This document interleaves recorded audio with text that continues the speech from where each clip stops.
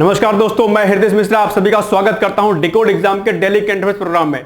दोस्तों आज है 24 मई और आज की कुछ महत्वपूर्ण करंट अफेयर्स पर हम लोग चर्चा करेंगे। और उसके पहले छोटी सी रिक्वेस्ट आप सभी लोगों से कि फटाफट वीडियो को तुरंत शेयर कर दें, क्योंकि आपको पता होगा हमारा लक्ष्य क्या है। हमारा लक्ष्य है कि आपके एग्जाम में एक भी करंट अफेयर्स के प्रश्न को गलत नहीं करना है और मन में एक जिद आपके रहनी चाहिए, एक जिद आपके मन में होनी चाहिए। क्या कि जिद ही जीत है, अर्थात एक जिद अपने मन में आप रखिए कि मुझे इस वर्ष अपने एग्जाम को क्रैक करना है और इस वर्ष कोई भी परीक्षा होगी उस परीक्षा में करंट अफेयर्स के जितने भी क्वेश्चन आएंगे मुझे उन प्रश्नों को गलत नहीं करना है। इस जिद के साथ, इस पॉजिटिविटी के साथ आपको अपनी तैयारी को करना है। तो फटाफट वीडियो को शेयर कर दिए।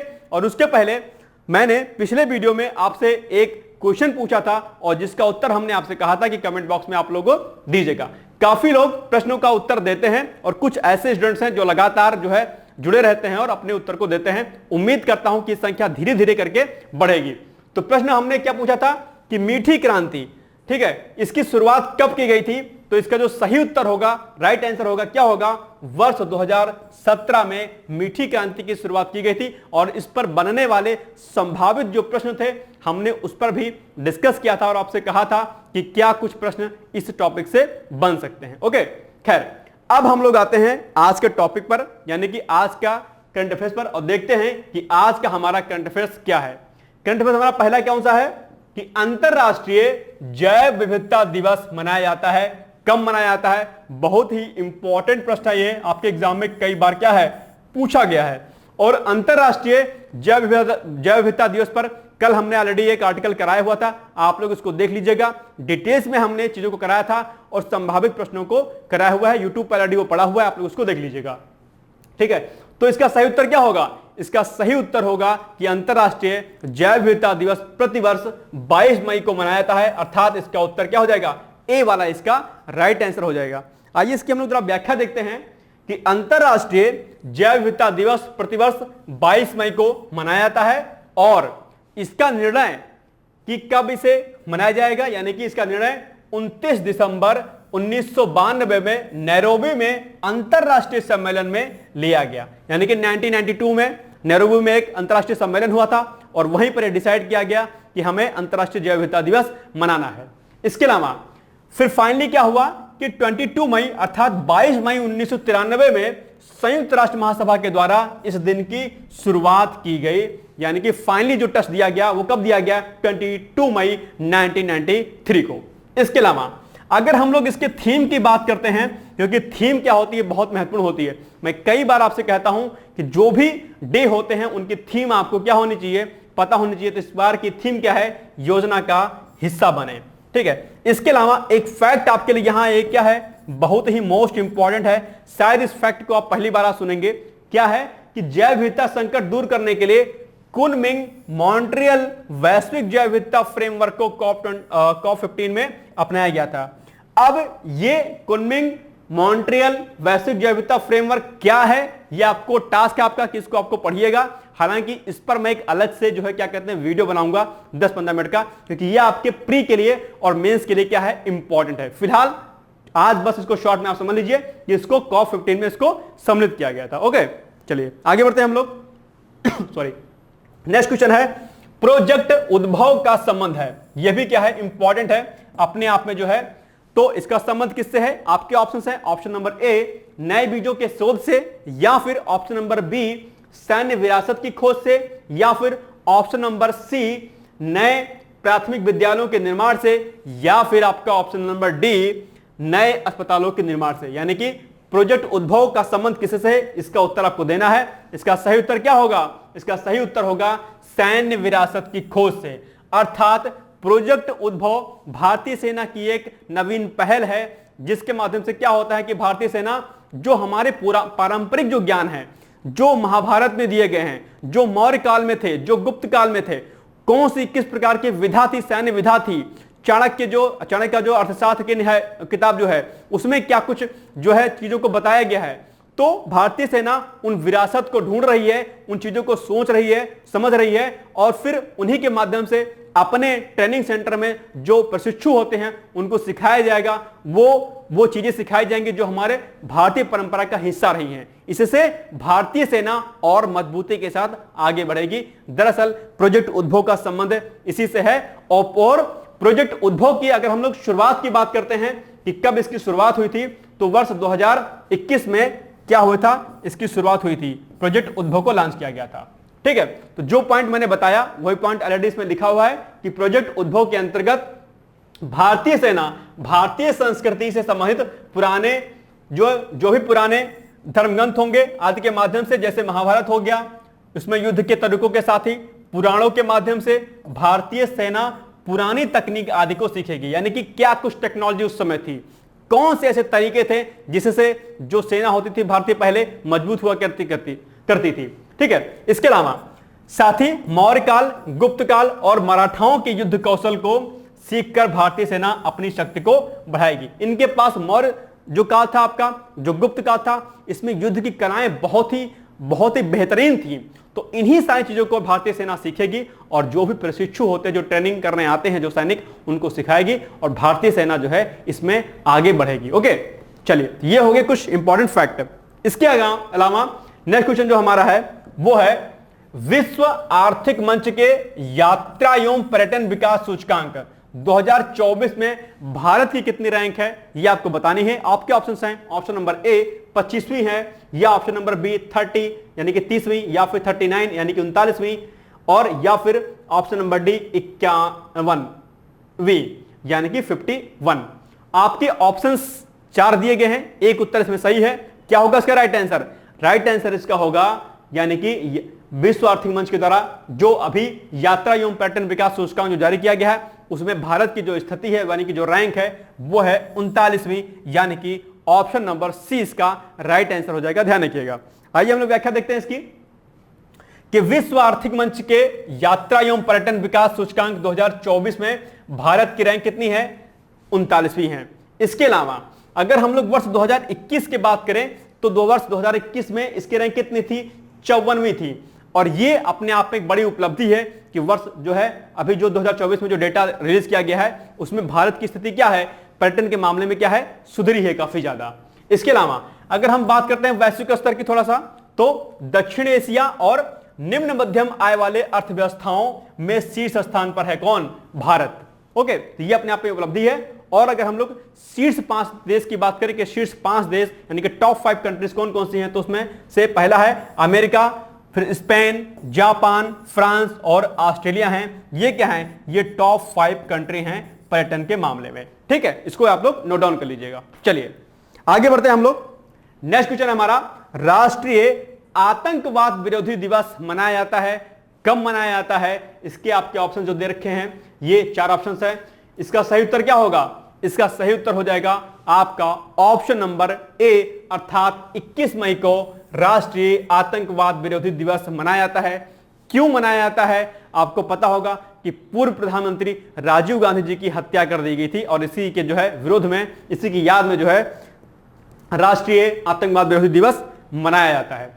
ठीक है, ये पॉइंट वही दे रखा है जो मैंने आपको बताया कि राष्ट्रीय आतंकवाद दिवस विरोधी दिवस 21 मई को मनाया जाता है। यह दिवस पूर्व प्रधानमंत्री राजीव गांधी की 21 मई 1991 अर्थात 1991 को इनकी हत्या कर दी गई थी और इसी के विरोध में यानी कि इसी के याद में जो है ये दिवस मनाया जाता है। और आपको पता होगा कि आतंकवाद अपने आप में एक बहुत बड़ी वैश्विक समस्या है और इसे निपटने के लिए अलग अलग देश जो है अपने अपने स्तर पर जो है कार्य कर रहे हैं। तो आतंकवाद अपने आप में एक टॉपिक आपके मुख्य परीक्षा के लिए इंपॉर्टेंट है कि आतंकवाद क्या होता है।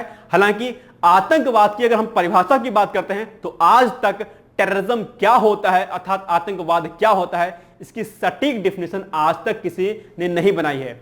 आतंकवाद के कई सारे पैमाने हो सकते हैं, अभी तक अंतरराष्ट्रीय स्तर पर, वैश्विक स्तर पर भी आतंकवाद की कोई परिभाषा नहीं बताई गई है। ठीक है, खैर यह अपने आप में विवाद का विषय है, लेकिन आतंकवाद क्या होता है, इसके रोकने के लिए क्या कुछ उपाय किए गए हैं भारत के परिप्रेक्ष्य में, तो ये आप लोग अच्छे से पढ़ लीजिएगा, मुख्य परीक्षा में महत्वपूर्ण है। ठीक है, चलिए आगे बढ़ते हैं। नेक्स्ट क्वेश्चन है हमारा, जलवायु परिवर्तन के कारण पर्वतों पर पड़ रहे दुष्प्रभाव पर विश्व का ध्यान आकर्षित करने के लिए 2 दिवसीय अंतरराष्ट्रीय सम्मेलन का किस देश में आयोजन हो रहा है? यानी कि जो जलवायु परिवर्तन है, उस जलवायु परिवर्तन से जो पर्वत आपके हैं, जो माउंटेन्स हैं, उन पर बहुत दुष्प्रभाव पड़ रहा है। तो ये जो प्रभाव पड़ रहा है, दुष्प्रभाव, इसकी जागरूकता के लिए अंतरराष्ट्रीय स्तर पर एक सम्मेलन का आयोजन हो रहा है। और ये सम्मेलन कहां पर हो रहा है, ये आपको बताना है। आपके ऑप्शन है ऑप्शन नंबर ए भारत, या फिर ऑप्शन नंबर बी नेपाल, या फिर ऑप्शन नंबर सी ऑस्ट्रिया, या फिर ऑप्शन नंबर डी भोपाल। फटाफट इसका आंसर आप लोग बताइए कौन सा होगा। तो इसका सही उत्तर होगा आपका ऑप्शन नंबर बी, अर्थात नेपाल जो है 2 दिवसीय अंतरराष्ट्रीय सम्मेलन का आयोजन कर रहा है कि किस प्रकार से जलवायु परिवर्तन अर्थात क्लाइमेट चेंज के माध्यम से पर्वतों पर अर्थात माउंटेन्स पर इसका दुष्प्रभाव पड़ रहा है। और कुछ द्वीप तो ऐसे हैं जहां पर जो भी क्या कहते हैं हिल्स वगैरह थी, यानी कि जो भी ग्लेशियर्स थे, वो क्या हो गए, बहुत ही मेल्ट हो गए हैं। खैर आगे बढ़ते हैं हम लोग। तो जलवायु परिवर्तन के कारण पर्वतों पर पड़ रहे दुष्प्रभाव पर विश्व का ध्यान आकर्षित करने के लिए 2 दिवसीय अंतरराष्ट्रीय सम्मेलन का आयोजन कहां पर हो रहा है, नेपाल में हो रहा है। यह सम्मेलन कहां पर हो रहा है, तो नेपाल के काठमांडू में हो रहा है। यह पॉइंट आपको ध्यान रखना है। इसके अलावा सम्मेलन का जो विषय है, यानी कि जो इसकी थीम है, वो क्या है, थीम है इसकी पर्वत, लोग और जलवायु परिवर्तन। इंपॉर्टेंट फैक्ट है। अब ऐसे पॉइंट पता है क्या होते हैं, ऐसे पॉइंट आपके एसए में पूछ लेता है कभी कभी घुमा करके। तो इस प्रकार के टॉपिक्स को आपको अच्छे तरीके से टैकल करते हुए आगे चलना है, ठीक है, ध्यान रखिएगा। चलिए आगे बढ़ते हैं हम लोग। नेक्स्ट क्वेश्चन है, भारतीय पुनर्जागरण का अग्रदूत कहा जाता है। अब ये डायनामिक पोर्शन से स्टैटिक पोर्शन की तरफ हम लोग जाएंगे, यानी कि भारतीय पुनर्जागरण का अग्रदूत किसे कहा जाता है। इसका उत्तर आप लोग को शायद पता होगा, मुझे पूरी उम्मीद है कि पता होगा। तो इसका सही उत्तर क्या होगा, इसका सही उत्तर होगा आपका ऑप्शन नंबर सी, अर्थात राजा राममोहन राय जी को भारतीय पुनर्जागरण का अग्रदूत भी कहा जाता है और आधुनिक भारत का जन्मदाता भी इनको कहा जाता है, ठीक है। आइए इसकी व्याख्या देखते हैं हम लोग। तो चर्चा में अभी क्यों है राजा राममोहन राय जी, चर्चा में इसलिए हैं क्योंकि 22 मई 1772 को बंगाल के राधानगर में राजा राममोहन राय जी का जन्म हुआ था। कब, 22 मई को। उन्हें भारतीय पुनर्जागरण का अग्रदूत कहा जाता है। साथ ही साथ में 1815 में उन्होंने आत्मीय सभा की क्या की थी, स्थापना की थी। और वर्ष 1828 में, अब देखो ये फैक्ट क्या है आपके लिए एग्जाम इंपॉर्टेंट है कि आत्मीय सभा की स्थापना कब की गई थी, 1815 में, यानी कि 1815 में। इसके अलावा वर्ष 1828 में उन्होंने ब्रह्म समाज की स्थापना की थी। कई बार आपके एग्जाम में पूछा गया है, इसको भी इंपॉर्टेंट लगा लीजिएगा। साथ ही साथ में एक फैक्ट यहां पर और इंपॉर्टेंट है कि उन्हीं के अथक प्रयासों के फलस्वरूप 1829 अर्थात 1829 में सती प्रथा का क्या किया गया था, सती प्रथा को बंद कर दिया गया था। किसके प्रयासों के फलस्वरूप, राजा राममोहन राय के प्रयासों के फलस्वरूप। किसके द्वारा, जो है विलियम बेंटिंक जो था उसके प्रयासों के माध्यम से। तो प्रश्न यही पूछ लेता है कि किसने जो है, किस अंग्रेज ने जो है सती प्रथा को खत्म किया था, तो विलियम बेंटिंक के द्वारा, ठीक है, ध्यान रखिएगा पॉइंट। ओके, आगे हम लोग बढ़ते हैं। नेक्स्ट क्वेश्चन है आपका कि निम्नलिखित में से किसके द्वारा आर्टिफिशियल इंटेलिजेंस यानी कि एआई पर नियमों को अंतिम मंजूरी दी गई है। यानी कि एआई के कुछ नियम होंगे, निर्धारित किए गए हैं और उन पर कुछ क्या कहते हैं, चीजें कुछ सेट कर दी गई हैं कि भैया इसके आगे अगर आपको जाओगे तो चीजें वहां पर दिक्कत करेंगी। किसके द्वारा ये नियम बनाए गए हैं, आपके ऑप्शन 4 दिए गए हैं। ऑप्शन नंबर ए है आपका यूरोपीय परिषद, या फिर ऑप्शन नंबर बी WHO, या फिर नीति आयोग, या फिर वर्ल्ड बैंक। इसका सही उत्तर होगा आपका ऑप्शन नंबर ए, अर्थात यूरोपीय परिषद के द्वारा अभी क्या किया गया है, आर्टिफिशियल इंटेलिजेंस पर नियम कुछ बनाए गए हैं और इसको अंतिम मंजूरी प्रदान की गई है। क्योंकि आपको पता होगा कि आर्टिफिशियल इस समय जो है एक जहां एक और इससे चीजें आसान हो रही हैं, तो इसका दुष्प्रभाव भी व्यापक स्तर पर पड़ रहा है। तो हाल ही में यूरोपीय संघ, यूरोपीय परिषद के द्वारा आर्टिफिशियल इंटेलिजेंस अर्थात एआई पर नियमों को अंतिम मंजूरी दी गई है। और अगर हम लोग इसके उद्देश्य की बात करते हैं कि ऐसा क्यों किया गया है, ऐसे नियम क्यों बनाए गए हैं, तो इसका उद्देश्य क्या है कि यूरोपीय संघ में सुरक्षित और विश्वसनीय एआई सिस्टम को विकसित करते हुए नागरिकों के अधिकारों की रक्षा करना। यानी कि हम कुछ ऐसी टेक्नोलॉजी एआई के माध्यम से ना करें, यानी कि कुछ ऐसा कार्य ना करें जो मानव के हित में ना हो, जो मानव के अहित में हो। ऐसा कुछ नियम, ऐसी कोई चीजें हमें नहीं बनानी है। एआई पर कंट्रोल करने की आवश्यकता बहुत है। इस पर हालांकि हमने एक आर्टिकल भी आपको बताया था, अगर आपको याद होगा कि चुनाव में यानी कि इलेक्शंस में जो अभी हो रहे हैं भारत में, वहां पर एआई का खतरा किस प्रकार से था। तो अगर आप लोगों ने इसको नहीं देखा होगा तो देख लीजिएगा उस आर्टिकल को। ओके, खैर आगे बढ़ते हैं हम लोग। नेक्स्ट क्वेश्चन है बिपिन चंद्र पाल का जन्म हुआ, कब हुआ इनका जन्म, ये आपके एग्जाम के लिए इंपॉर्टेंट है। तो आपके ऑप्शन है 1857 या फिर ऑप्शन नंबर बी 1858 यानी कि 1858 या फिर ऑप्शन नंबर सी 1757 अर्थात 1757 या फिर ऑप्शन नंबर डी 1872 अर्थात 1872। बताइए इसका राइट आंसर क्या हो जाएगा। और बिपिन चंद्रपाल आपके एग्जाम के लिए क्या है, इंपॉर्टेंट हैं जीएस के पॉइंट ऑफ व्यू से।